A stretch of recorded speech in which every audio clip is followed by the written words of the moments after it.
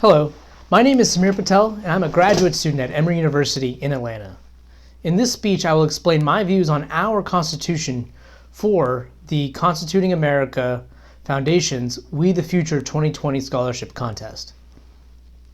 The Constitution carries a deep meaning for me. I've served in the Army for 10 years, deployed to Iraq and Afghanistan, and I'm continuing my service to the nation in the Army Reserves. And as I thought about the Constitution and the values of the Constituting America Foundation, I immediately recalled my officer oath that I took and have delivered to others several dozen times in the course of my career. The oath itself is as follows. I, Samir Patel, do solemnly swear that I will support and defend the Constitution of the United States against all enemies, foreign and domestic, that I will bear true faith and allegiance to the same, that I take this obligation freely, without any mental reservation or purpose of evasion, and that I will well and faithfully discharge the duties of the office of which I'm about to enter. So help me God. I want to point out that this formal oath, spoken with my right hand over my heart, is only a public declaration of what was already defined in my role as a citizen and voter. As an American, my duty is always to protect and serve the Constitution. I don't need an oath to afford me this responsibility. It was assigned to me at birth when I became a citizen. The idea that upholding the Constitution is a requirement for all of us lies at the heart of this speech today, and will eventually help answer my primary question, which is, are the Articles of the Constitution protecting Americans' freedoms? To critically examine the Constitution is to do exactly what the founders intended. Thomas Jefferson, Benjamin Franklin, and others didn't view the Constitution as some rigid decree, but rather a living document, a framework that could stand up to scrutiny and adjust to the needs of the people over time.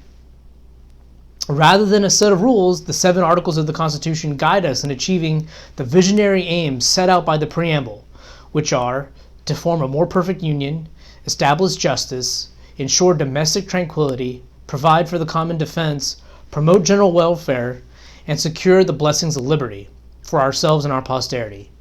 It's this last proclamation, to secure the blessings of liberty, and more specifically, the right to privacy, is what I am concerned with today. Does the Constitution truly help us achieve freedom and liberty, especially in the 21st century? To answer this question, we first need to have a firm understanding of what the Articles of the Constitution are and what each of them means. It is helpful to think of these articles, as a framework for how our government should operate. Article 1, it outlines the functioning of Congress, our legislative branch, with the upper house representing the states, the Senate, and the lower house representing the people, the House of Representatives. It also establishes the legislative branch's powers, which are to regulate commerce among the states, to coin money, and to collect taxes. In short, this article lays the foundation for the representative democracy that we Americans cherish. It's our direct link to Capitol Hill. Article 2 establishes the executive branch, the office of the president. And among the powers it bestows the president are the ability to make treaties with Senate approval, receive ambassadors, and appoint officers like myself. It requires the president to update the Congress and the people with the State of the Union, and to ensure that laws are faithfully executed. And in Section 4, it outlines that the president can be impeached for treason, bribery, or other high crimes and misdemeanors. Impeachment is probably the ultimate check on presidential power and requires a supermajority vote in the Senate. Article 3, it establishes the judicial branch as composed of the Supreme Court and other courts established by Congress. It outlines that the court will hear matters dealing with the Constitution, treaties, and disputes between the state. It also outlines that all trials except those dealing with impeachment will be heard by a jury. The Supreme Court acts as the final interpreter of the Constitution. Article 4 outlines the relationship between states and the nature of our republic. It clarifies how our 50 states are to interact with each other. For example, somebody convicted of a crime in one state cannot flee to another state to avoid prosecution. Article 4 also outlines the duties of the federal government to the states, such as protecting the states from invasion. Article 5, it designs the amendment process to the Constitution, which in effect renders the whole Constitution as a living document. It can be changed. It says that an amendment to the Constitution can be proposed by a 2/3 vote of both houses or a convention of 2/3 of the state legislators, and that an amendment must be ratified by 3/4 of the state legislators or the conventions. The Constitution has been amended 27 times since it was ratified.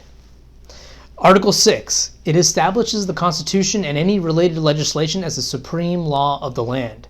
This is commonly known as the Supremacy Clause. It also bounds the state legislators and judges to also take an oath or make an affirmation to support the Constitution as part of their duties. In other words, the Constitution is, or should be, the guiding star for our elected officials and appointed officials. And finally, Article 7 provided for how the Constitution itself could be ratified by the states. Delaware was the first state to ratify in December 1787, and the Constitution was legalized formally with New Hampshire's vote in June 1788. Now, to answer the question of whether these 7 articles are defending Americans' freedoms is not a straightforward one. Thousands of Supreme Court cases have been heard. 33 amendments to the Constitution have been made, and 46 presidents have been elected since the Constitution was ratified in June 1788. In almost 250 years of our country's existence, much has changed. There are many instances where these 7 articles have served the American people well by ensuring the blessings of liberty. However, there are also instances where, due to the interpretation by all 3 branches of the government, our freedoms have also been curtailed. As I said in my introduction, the most important truth to understand about the Constitution is that each American has a responsibility to uphold the articles of the Constitution, regardless of whether, like me, they took a formal oath or not. Seen in this way, the responsibility for defending American freedoms cannot rest with one document alone, but rather on successive generations of Americans who have taken seriously their responsibilities to uphold it as citizens. Let's talk more about executive overreach. To illustrate the point that the ultimate defender of American freedom rests with the people and not with the Constitution per se, I will use the example of increasing executive branch overreach. This problem may at seem first glance to rest with the President, Congress, or perhaps even the framers of the Constitution themselves because they wrote it. But it really traces back to us, the voters. In reality, America's presidents have long sidestepped Congress to act unilaterally on issues they consider important or part of their own political agenda. The first official executive order was made in 1862 by President Lincoln, and since then, according to the Federal Register, there have been 13,947 executive orders since. The constitutionality of executive orders is debatable, but the good news is that they can be curtailed by the courts, as when the Supreme Court struck down President Truman's order to nationalize steel production during the Korean War, and more recently by Congress, as when John Boehner sued the Obama administration over changes to the Affordable Care Act. A more stark example of this is the current debate over privacy. I submit to you that one of the most important rights afforded to Americans is the right to privacy. And at one point, we lived in an America where the government could listen in on your conversations without a warrant. I'd like to quote a synopsis of this issue from the American Civil Liberties Union, and I quote, "In December 2005, it was discovered that the National Security Agency, of which its head is appointed by the President, was tapping into telephone calls of Americans without a warrant, in direct violation of federal statutes and the Constitution. Furthermore, the agency also had gained direct access to the telecommunications infrastructure through some of America's largest companies. The program was confirmed by President Bush and other officials who boldly insisted, in the face of all the precedent beforehand and the common understanding of the law, that this program was somehow legal. And the agency appears not only to have been eavesdropping on the conversations of Americans in this country without warrants, but it was also using broad data mining systems that allowed it to analyze information about the communications of millions of innocent people within the United States.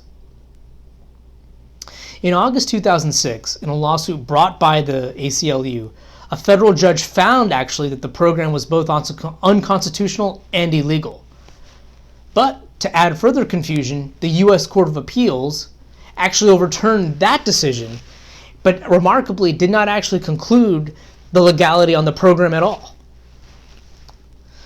I ask you, where was the debate and consideration before Congress before this program was enacted? Did the president really not have any notion that violating the privacy of Americans without a warrant would run counter to the Constitution? Where was it cleared by bodies outside the executive branch to ensure this program was in fact constitutional? If it was constitutional, what did the Bush administration have but to fear by consulting Congress beforehand? Judicial and congressional checks on presidential power require elected and appointed officials to put our country and our Constitution ahead of politics, ideology, and maybe even personal political agendas. To go against, say, a president of their own political party when they deem that executive orders are unconstitutional, can we imagine such selfless and bold acts in our own age of political polarization? But while it may be easy to blame the expansion of presidential power on Congress or the courts, again, the ultimate check on the power of the executive branch is with us. We elect the members of the House and the Senate, projecting our own political polarity onto the legislative branch. We elect the president based on his ability, or we should, based on his ability to uphold the Constitution. But all too often we vote based on party loyalty. And although Supreme Court justices are appointed by the president, they must be confirmed by the Senate. There again, we the voters are the common denominator. The buck for upholding the Constitution and protecting American freedom stops with us. Now let me circle back to my original question. Are the articles of the Constitution protecting Americans' freedoms? The answer is both yes and no. The framers of the Constitution ingeniously outlined a system of government with 3 branches and numerous checks and balances. And for the most of the last 250 years, these articles have channeled a vibrant democracy that has protected liberty. However, a document of little more than 4,000 words is limited in its ability to outline every possible functioning of the government and our ever-evolving needs as a country. The true power of the Constitution rests on the goodwill of citizens, the voters, you and me, to honor its spirit when electing our country's leaders. Executive orders will not threaten freedoms if voters are predominantly concerned with freedom and constitutionality, and we demand it from our leaders.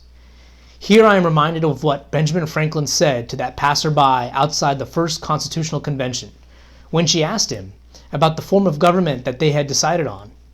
His reply, "A republic, ma'am, if you can keep it." Benjamin Franklin knew that our new radical form of government in 1776 could not be sustained without the will of the people.